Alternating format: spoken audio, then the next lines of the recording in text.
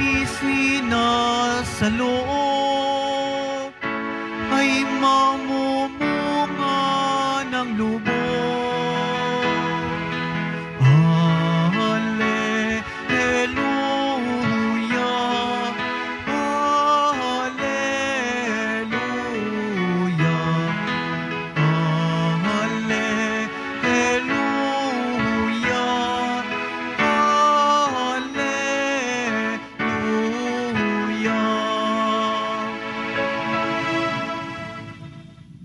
Sumainyo ang Panginoon. At sumaiyo rin. Ang mabuting balita ng Panginoon ayon kay San Lucas. Papuri sa iyo, Panginoon. Noong panahong iyon, dating ang mga tao nanggagaling sa mga bayan-bayan at lumalapit kay Jesus. Nang natitipon na ang napakaraming tao, isinalaysay niya ang talinhagang ito. May isang taong lumabas para maghasik ng binhi. Sa kanyang paghahasik, may binhing nalaglag sa daan at nayapakan at ang mga ito'y tinukaan ng mga ibon. May nalaglag sa kabatuhan at pagtubo ay natuyo dahil sa kawalan ng halumingming. May nalaglag naman sa dawang. Lumago ang dawang at ininis ang mga binhing tumubo. Ang iba na may nalaglag sa matabang lupa, tumubo at namunga ng tagi-isang daang butil. At malakas niyang idinugtong, ang makinig ay may pangdinig. Itinanong ng mga alagad kung ano ang kahulugan ng talinhagang ito. Sumagot si Jesus, sa inyo'y ipinagkaloob na malaman ang mga lihim tungkol sa paghahari ng Diyos. Ngunit sa iba'y sa pamamagitan ng mga talinhaga upang tumingin man sila, hindi sila makakita at makinig man sila'y di makaunawa. Ito ang kahulugan ng talinhaga. Ang binhi ay ang salita ng Diyos. Ang binhing nalaglag sa tabi ng daan ay ang mga nakikinig, ngunit dumating ang diablo at inalis sa kanilang puso ang salita upang hindi sila manalig at maligtas. Ang mga nalaglag sa kabatuhan ay ang mga nakikinig sa salita at tumanggap nito ng may galak. Ngunit di ito tumimo sa kanilang puso. Naniwala silang sandali, subalit sa panahon ng pagsubok ay tumiwalag agad.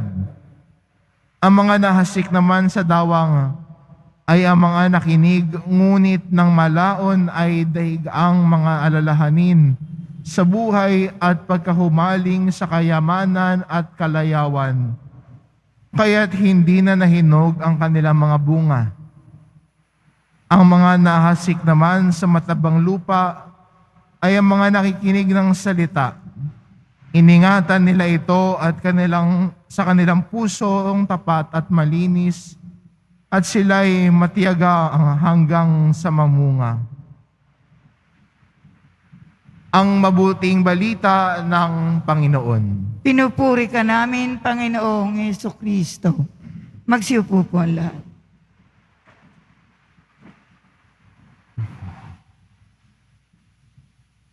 Sa Ebanghelyo po natin sa araw na ito, gumamit si Jesus ng mga talinhaga para halintulad paano ba natin tinatanggap ang salita ng Diyos. At sa Ebanghelyo, ipinaliwanag na ho ni Jesus doon. Ano bang ibig sabihin sa may daanan? Anong ibig sabihin nung yung binhi ng salita ng Diyos ay nahulog sa may kabatuhan, sa may dawangan o matabang lupa? Pero maganda rin paalala sa atin na sa talinhagang ito at paliliwanag ni Jesus ay tingnan natin, alin ako doon? Sa talinhagang binanggit ni Jesus sa ating Ebanghelyo, alin ako doon? Alin akong doon ngayon? Kung sa tingin natin na parang ako yata yung sa may daanan. Parang ako yata yung sa may batuhan.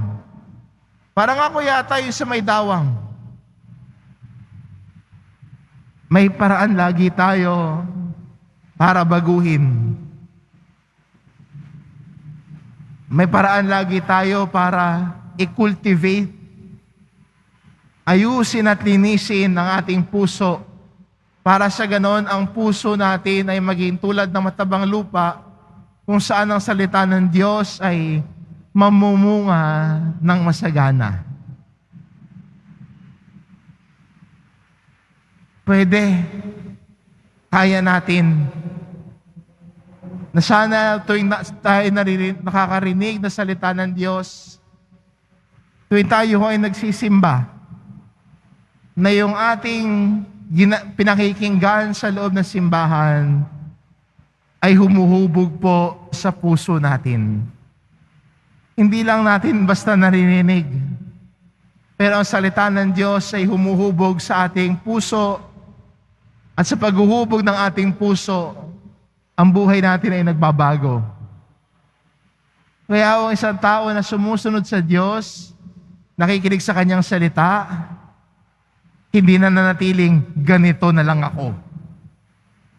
Nagbabago ang buhay, nagbabago ang ugali at pakikitungo sa kapwa dahil lumalago.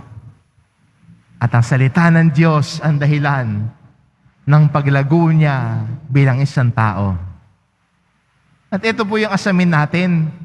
Ito yung naisin natin bilang mga Kristiyano at mga sumusunod sa mahal na pong Jesus Nazareno na lumago tayo sa pananampalataya at pagtanggap natin sa salita ng Diyos.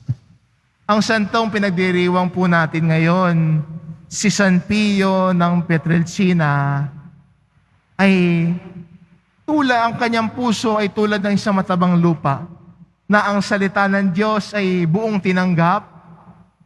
Ang salita ng Diyos ang humubog sa kanyang buhay. At dahil sa tindi ng pagmamahal niya sa Diyos, siya din ay nakiisa sa pagpapakasakit at paghihirap ng Diyos. Dahil sa mga stigmata na meron siya, meron siya mga sugat sa kamay, paa at tagiliran bilang pakikiisa sa pagpapakasakit ni Jesus. At yung mga stigmata na ito ay niyakap niya ng 50 taon. Sa 50 taon niya ay nakiisa siya sa paghihirap ni Jesus. Nakiisa siya sa pag-aalay ng sarili ni Jesus. At ito yung naging posible sa kanyang buhay dahil ang puso niya ay naging tapat at ang salita ng Diyos ang umubog sa kanyang buhay. Si Padre Pio ay isang tao na ang puso ay lumago dahil sa salita ng Diyos.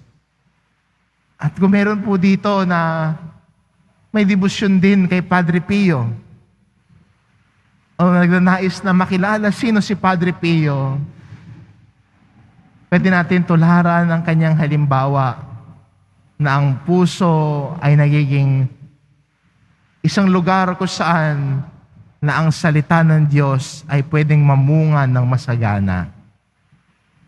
At nakikita ito sa pagmamahal at pagtitiwala sa Diyos.